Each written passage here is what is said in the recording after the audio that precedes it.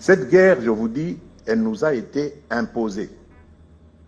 Et d'ailleurs, aujourd'hui, des langues se délient.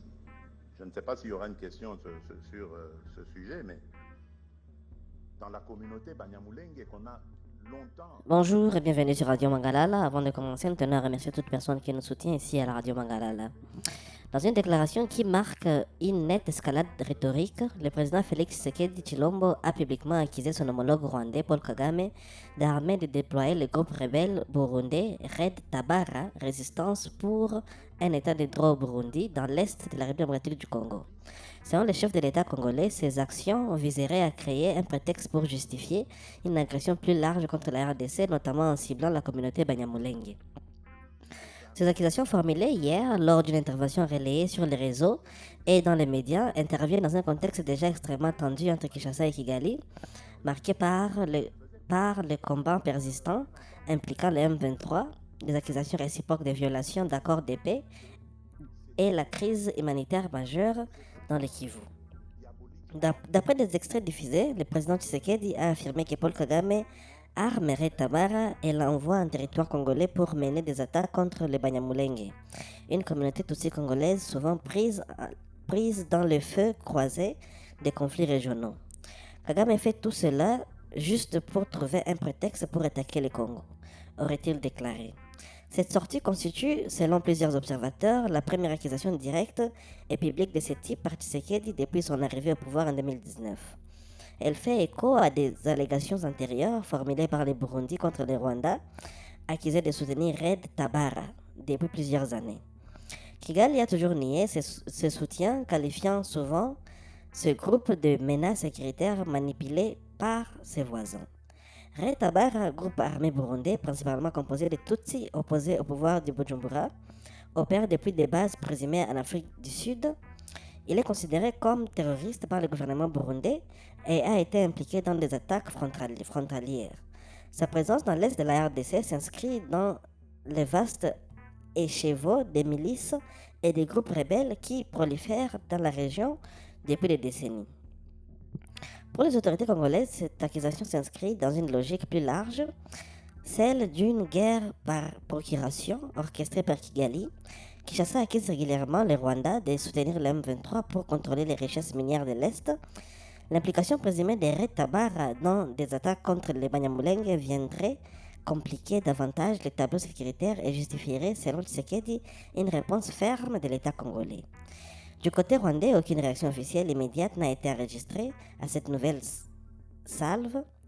Historiquement, Kigali rejette systématiquement les accusations de soutien à des groupes armés, affirmant plutôt agir en légitime défense face aux menaces des FDLR, Force démocratique de libération du Rwanda, et d'autres milices anti-rwandais présentes en RDC.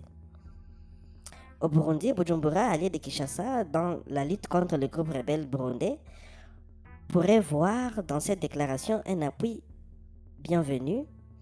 Les relations entre Bujumbura et Kigali restent explosives depuis des années sur la question Red Tabara.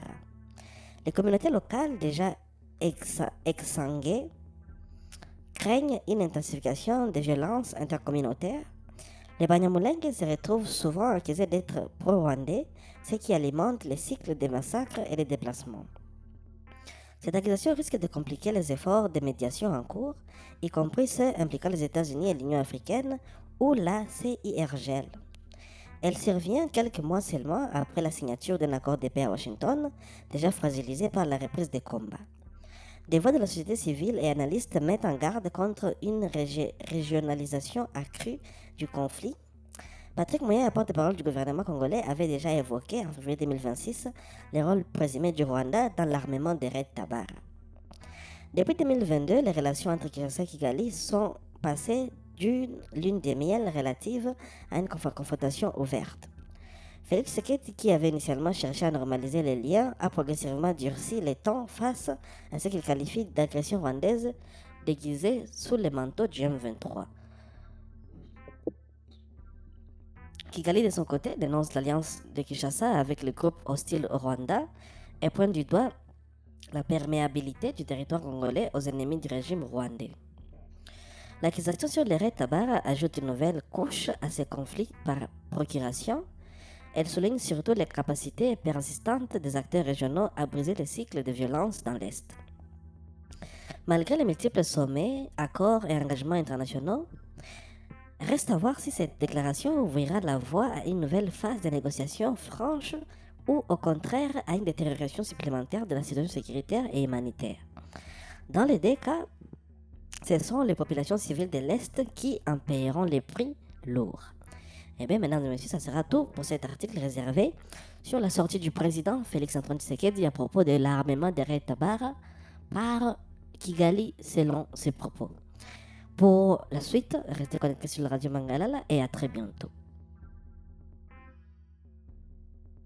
Cette guerre, je vous dis, elle nous a été imposée.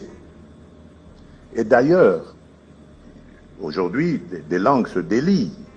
Je ne sais pas s'il y aura une question sur ce sujet, mais dans la communauté Banyamulenge, qu'on a longtemps utilisé comme prétexte, etc., pour justifier la guerre qu'on nous fait, les langues se délient.